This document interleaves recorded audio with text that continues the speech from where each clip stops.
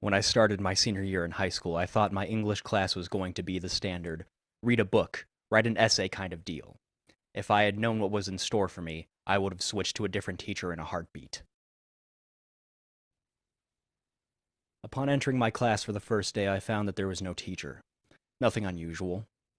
10 minutes after class had started, the usual chant, "If he ain't here in 5 minutes, we're legally allowed to leave," was the only thing I could make out.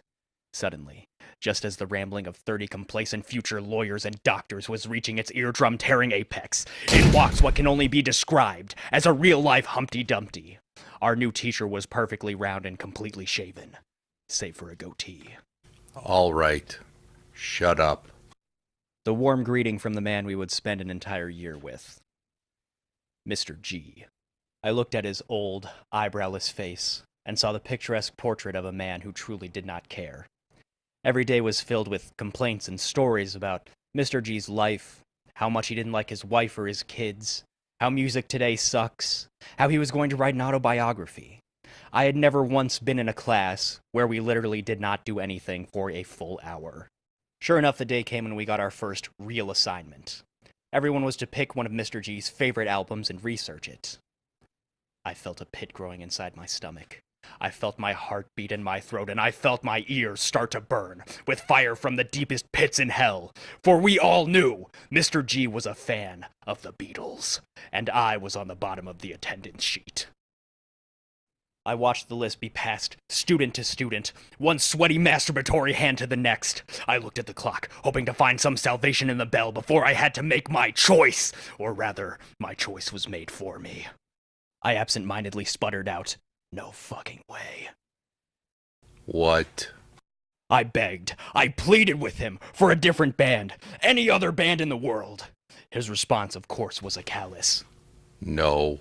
accented with a lack of eyebrow raise. Of all 30 bands, of all albums, of all people, I was stuck with the Beatles.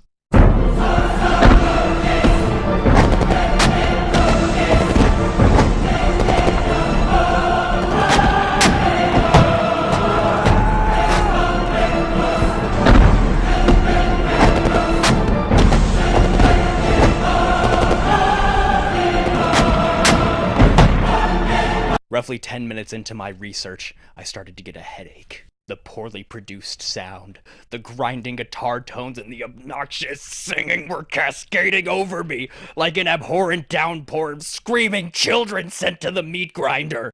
During the final stages of this research project, rumors had begun to spread that Mr. G would soon be let go. What was most shocking was not the what, but the why. As I learned from other students, he had been caught flirting and making advances towards some of his students.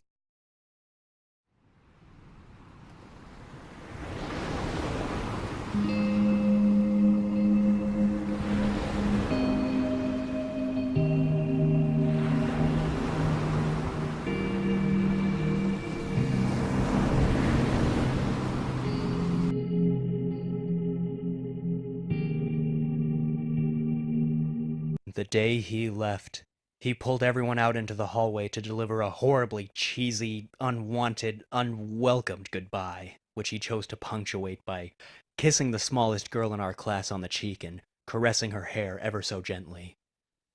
The way actors might do in a movie right before they start making sweet, passionate love.